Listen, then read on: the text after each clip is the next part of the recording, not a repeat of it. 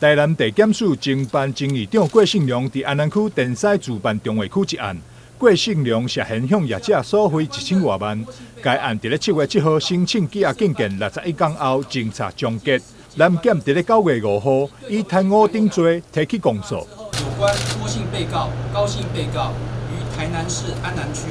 电西自办市地重划案借势借端勒索财物及收贿一案，检察官侦查终结，认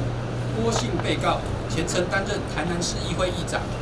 具有依决预算、法规、执行行政机关等法定职务。高姓被告则担任台南市安南区电西里里长，且长期担任郭姓被告服务团队成员。高姓被告因知悉电西重划案有利可图，遂接洽电西重划案业者，欲购买已废地，为协议未成而未能完成买卖。高姓被告竟与郭姓被告共谋，由郭姓被告于110年6月间出面，以高姓被告曾向电西重划案业者提议买卖已废地为端由，向业者强索财物贿赂。业者因口郭姓被告凭借议长身份介入电西重划案进度，且思及日后办理相关程序中可获得郭姓被告协助，遂同意支付共1300万元汇款。